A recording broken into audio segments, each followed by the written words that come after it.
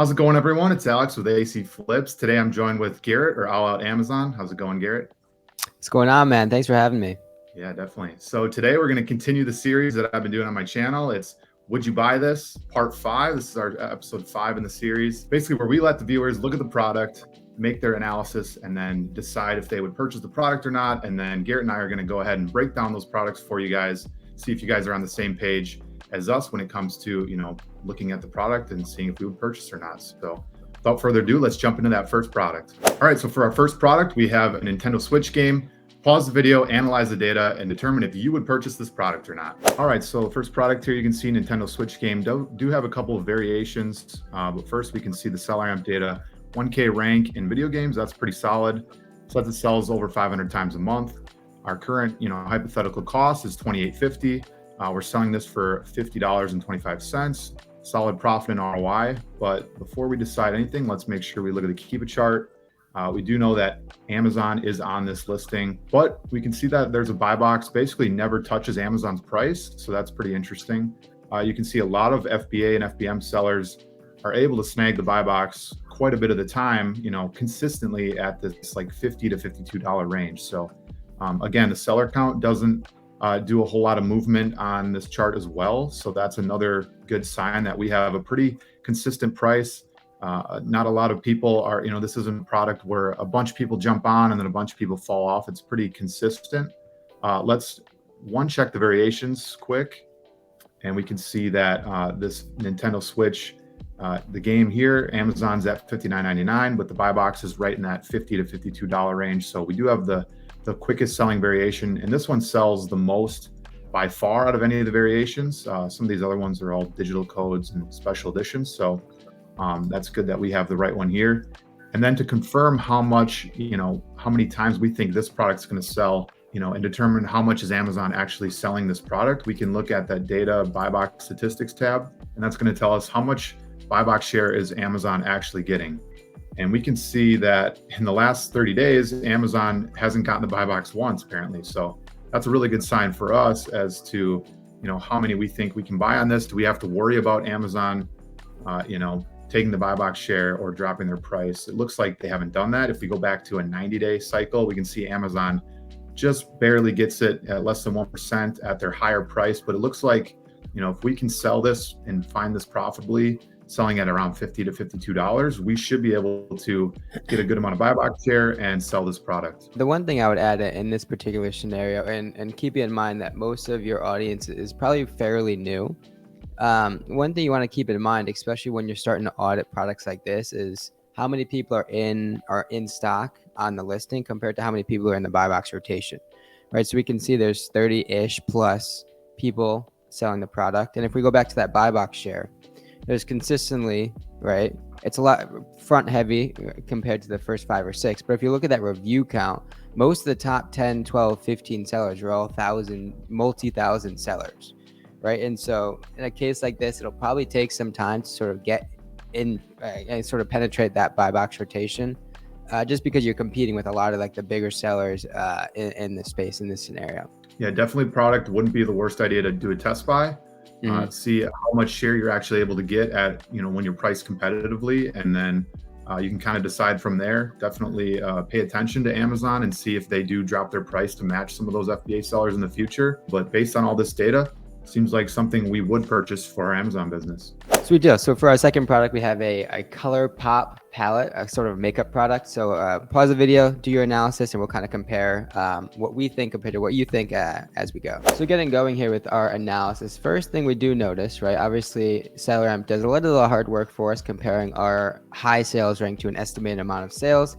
And what we also do notice, contrary to the last product, there are no variations, right? So this 30-ish range of monthly sales is probably what's on the table for this specific product, right? Moving down, kind of walking through our steps, call it 50 sales available for this particular product. We want to do a couple different checks. First and foremost, we want to obviously check to see what the market is, what sort of other sellers are on the product, and how many there are, right? So we see there's about 6 sellers, 2 of which are FBM.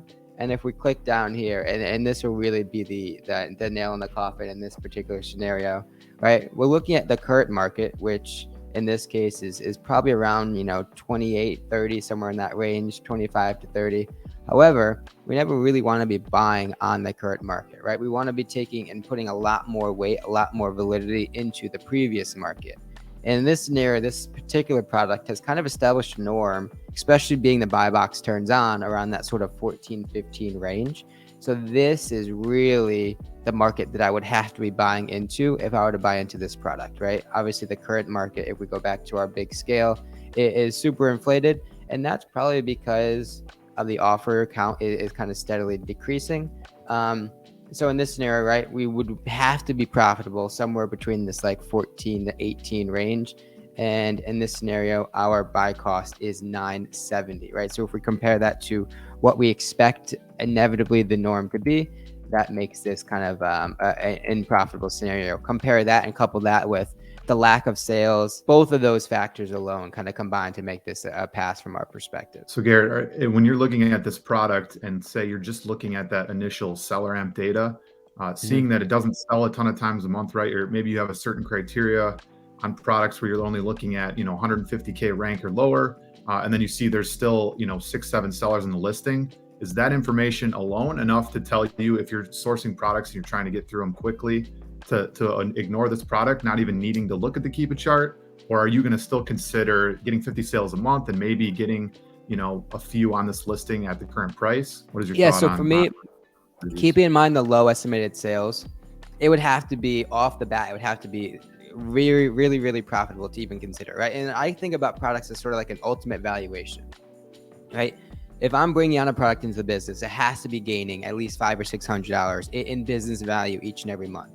Now that can come in the form of selling 250 times a month for $2. But that could also come in the form of selling 50 times for $5 or 10 for 50. You see what I'm saying, right? And so in this scenario, keep in mind there's multiple aspects that make up a good product. There's multiple ways to get to a good product.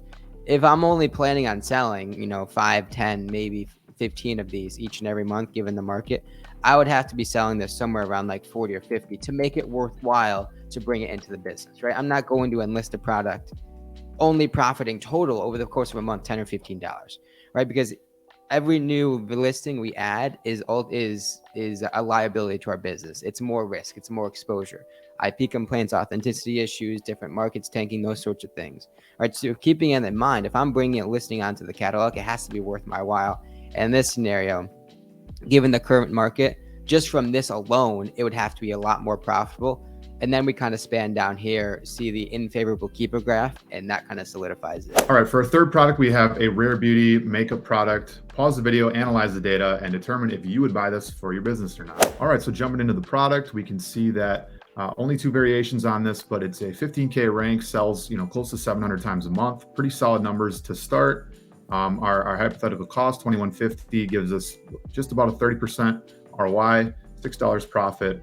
Let's take a look at that Keep It chart. So the Keep It chart, we can see the first thing that I noticed is the reaction of the offer count compared to the price action of the buy box. We do see this oscillation in the buy box, and FBA sellers are getting the sale anywhere from that $38.99 price. FBM sellers are getting that buy box at $34. So something to keep in mind there. But ever since the beginning of April, we've seen the offer count slowly increase, and there's really nothing, in this offer count chart that tells us it's going to stop increasing. We don't know if it doesn't show any leveling out, doesn't show, anything happening with the price that would tell us that we're going to start to, sell out, or some of these sellers are going to drop off.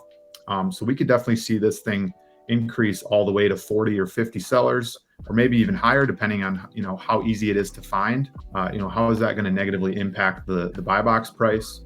For one, we could definitely see this $38.99 drop down to the $34. We already know that it's getting sales at $34, which is kind of the lowest price we've seen on the chart. But again, we don't really know how this is going to react. We have to, like Garrett said in the last product, we can't just look at the current market conditions. We have to kind of extrapolate or interpolate what we think is going to happen 2 to 3 weeks down the line when our product actually checks in and is available to sell. So if we are selling this FBA and we get to 50 sellers by the time we check this in, what is the price going to be at? Could be anywhere at 34, could be lower. If we type in 34 here, now we're only at, an 11% margin, creeping up on break-even prices. So probably something that we would want to either do a really small test buy or just ignore altogether. And even if you do ignore it, right, maybe add it to your leads list and just keep an eye on it. Does the offer count level out over the next couple of weeks?